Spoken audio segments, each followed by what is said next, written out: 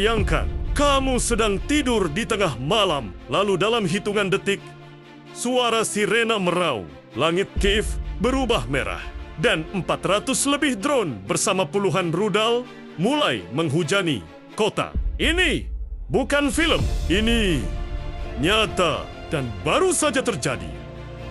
Malam itu, Ukraina kembali terbangun oleh salah satu serangan paling masif sejak perang dimulai. Rusia meluncurkan sekitar 430 drone dan 18 rudal ke berbagai wilayah, termasuk ibu kota, Kiev. Warga menggambarkan langit seperti dipenuhi titik-titik hitam bergerak cepat, sementara ledakan terdengar dari segala arah. Sistem pertahanan udara Ukraina berusaha menahan gelombang demi gelombang serangan, namun tidak semuanya berhasil dicegah. Beberapa rudal jatuh tepat ke area pemukiman, menghantam apartemen, pasar kecil, dan fasilitas publik. Di salah satu distrik, puing raksasa runtuh ke jalan, menimpa mobil-mobil yang diparkir. Suara tangis dan teriakan pecah di antara kabut asap. Setidaknya 6 orang tewas di Kiev, termasuk seorang wanita hamil. Sementara beberapa korban lainnya ditemukan di wilayah selatan Ukraina, membuat total korban meninggal menjadi 8 orang. Puluhan warga terluka, anak-anak, orang tua, relawan, semuanya berhamburan mencari perlindungan.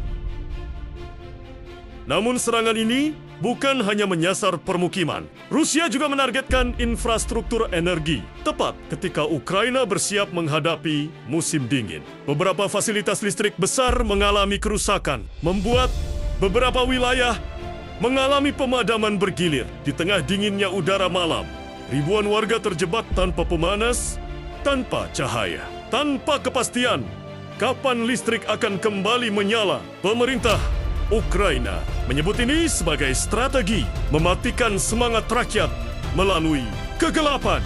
Kiev menyebut serangan ini sebagai yang direncanakan dengan sengaja, jahat, dan menyasar warga sipil.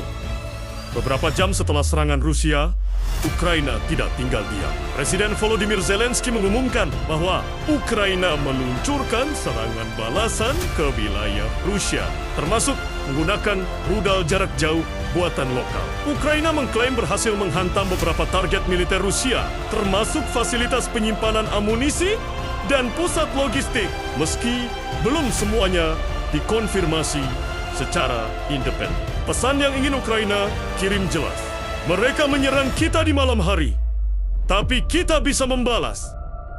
Serangan besar ini memicu reaksi internasional. Beberapa negara barat mengecam strategi Rusia yang secara langsung mempertaruhkan keselamatan warga sipil. Banyak yang kembali mendesak agar Ukraina diberi lebih banyak sistem pertahanan udara Patriot, NASAMS, Iris-T, karena menurut mereka eskalasi serangan seperti ini akan terus terjadi, terutama menjelang musim dingin. Sementara itu, Rusia menegaskan bahwa semua target yang diserang adalah objek militer, meski bukti di lapangan menunjukkan kebalikannya. Ketika pagi tiba, warga Kiev keluar dari bunker. Mereka menemukan kota mereka penuh puing, kaca pecah, dan jalanan yang tertutup debu dari bangunan yang hancur. Tapi seperti biasa, warga Ukraina menunjukkan satu hal: mereka tidak menyerah.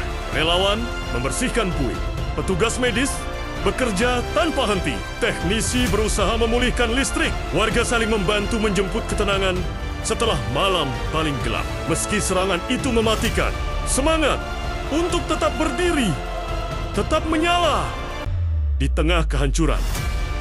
Perang ini belum menunjukkan tanda akan berakhir, dan setiap hari kehidupan warga sipil tetap menjadi taruhan terbesar. Serangan kali ini hanyalah satu bab dalam konflik yang terus berkembang, dengan dampak kemanusiaan yang semakin dalam dan menyayat hati. Bagaimana menurutmu? Apakah seronggen-seronggen seperti ini akan membuat perang semakin tak terkendali, atau justru semakin mendekati titik akhir? Tuliskan pendapatmu di kolom komentar. Dan jangan lupa subscribe agar kamu tidak ketinggalan update terbaru dari konflik ini.